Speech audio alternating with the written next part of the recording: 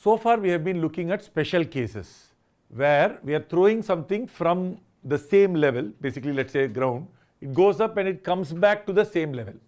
Now imagine a situation where I have a building and I am throwing something from the ground, it goes up, the ball goes up and it comes and hits the roof.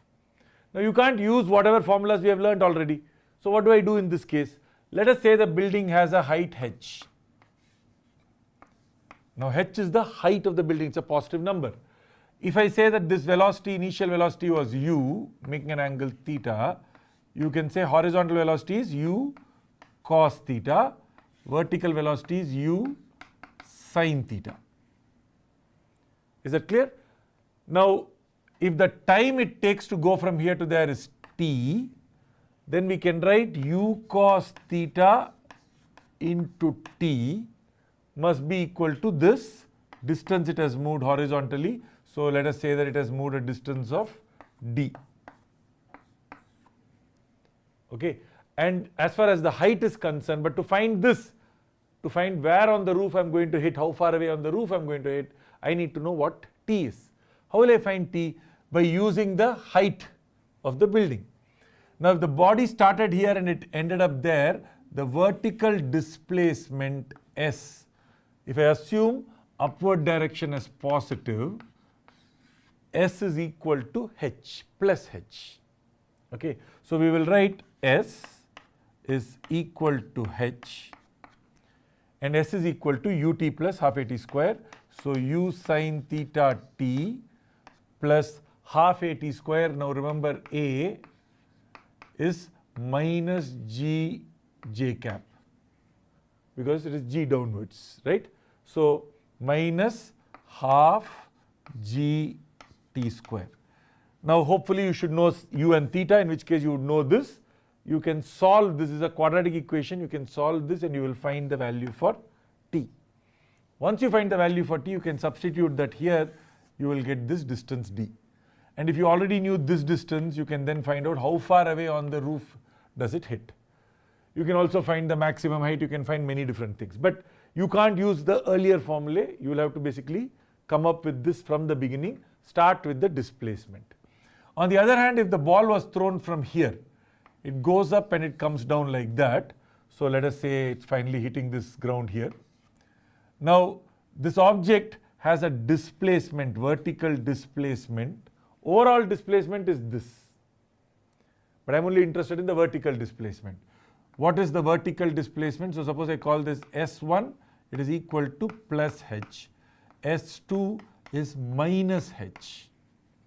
Why minus h? Because it is displacement h downwards, but upwards is assumed as positive, so minus h. So I hope that is clear. So nothing big here. You are writing the horizontal displacement formula and you are writing the vertical displacement formula. For the vertical displacement, there is an acceleration, so you are using ut plus half a t square. That's it. So with this, you will be able to solve for t, use the t here. That also gives you the travel time. If you want to find out what is the maximum height, well, if it fell like that, then you can say the maximum height is whenever the velocity became 0. Right? Not this velocity, vertical velocity. This velocity is going to be constant, u cos theta. So you can use this u sin theta to 0, so you can find the maximum height using that. If you want the maximum height here, remember this is the maximum height that you can calculate, and then of course you can add a h, so you can find the maximum height from the ground. It need not be thrown upwards, right? So for example, from here you could have thrown it like this, in which case it will be like that. Then the velocity is pointing downwards.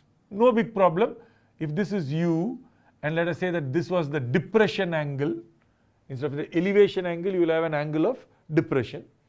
So u cos theta and u sin theta will point downwards. So that means in j cap format, it will be minus u sin theta. But if you're just looking at speed, then you can say u sin theta downwards. So best case is to actually apply this to a whole bunch of questions. So let us look at one example where we can use this and solve a question. So now here we have Anusha, who is basically 1.8 meters tall, or actually more like the ball is 1.8 meters is where she's releasing it from. And she's releasing a basketball and it has to go into this basket. The height of the basket is given, it is 3 meters. Okay, the ball is being released at a height of 1.8 meters and Anusha is throwing it at a speed of 10 meters per second, angle of 30 degrees. Now what would be the horizontal component of the velocity? 10 cos 30. Cos 30 is root 3 by 2. So it is 5 root 3 meters per second. Because root 3 by 2 into 10 will give me 5 root 3. And the vertical component of the velocity is 10 sine 30. Sine 30 is half. So 5 meters per second. Now this ball goes in and it's going to land up there. The horizontal component of the velocity will not change. So that will be 5 root 3 meters per second. The vertical component has to be in the downward direction. I'm going to call the speed v. Okay, so that is the speed v. We have two ways to calculate what that v is or the time is. So the question really is how far away should she be, right? To find out the range, the answer for range is 5 root 3 into the time of travel. So what does that mean? To find the range, I need to find the time.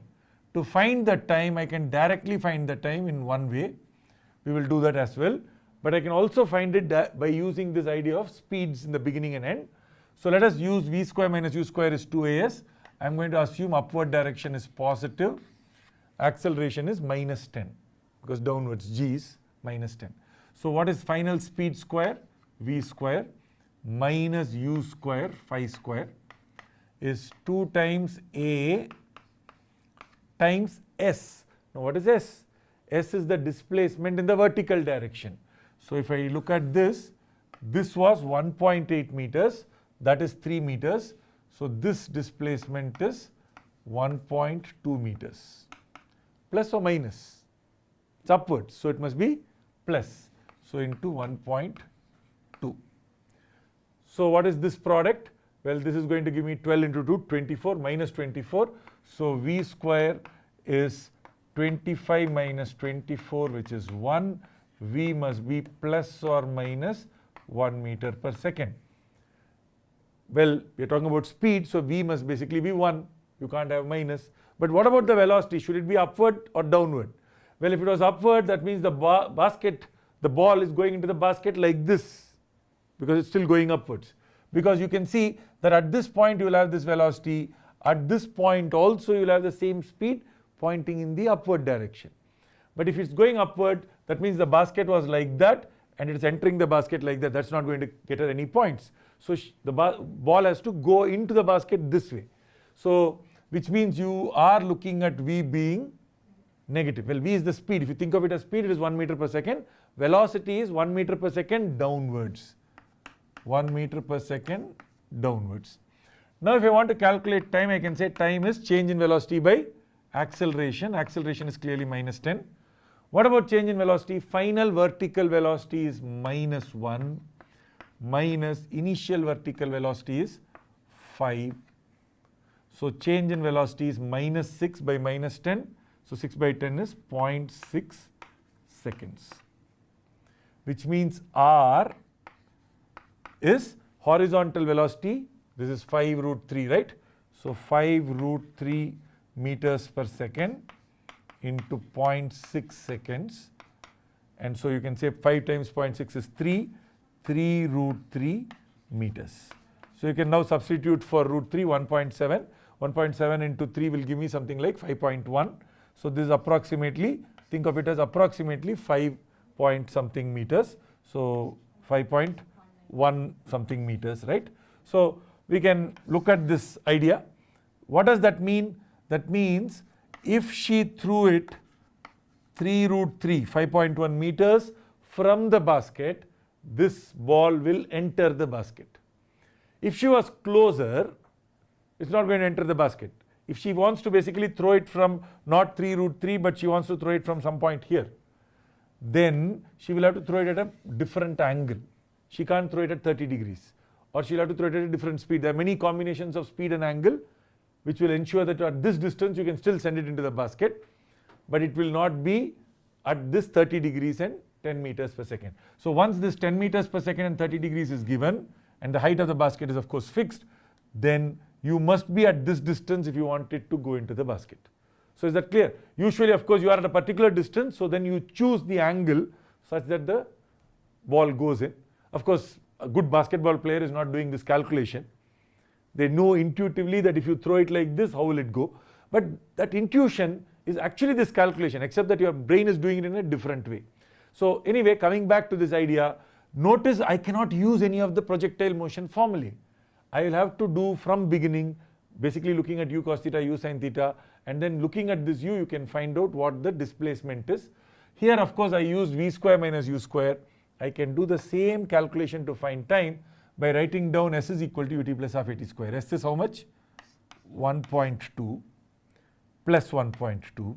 U is 5, so ut plus half a t square. A is minus 10, so half a will be minus 5t square. So if I bring everything to one side, I'll see 5t square minus 5t plus 1.2 is 0. T is minus b plus or minus root of b square, which is 25, minus 4 into 5 into 1.2. 4ac by 2a, which is 10. Now 4 into 5 into 1.2 is 20 times 1.2, which is 24. 25 minus 24, 1. So root of 1 is 1. So 5 plus or minus 1 by 10. You can see that it could be 4 seconds. 5 minus 1 will give me 4, right? So 4 by 10, 0.4 seconds. So I could have 0.4 seconds or 0.6 seconds. I have two answers. 0.4 is this time, 0.6 is that time.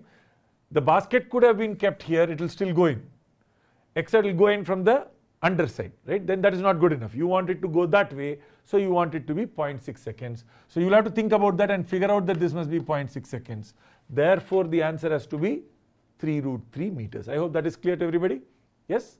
Okay. So basic idea, you can't use formulae directly. You will have to resolve and use the basics of whatever we have already been doing from the beginning. Always draw a diagram, do the resolution, then use all the techniques that you have learned so far.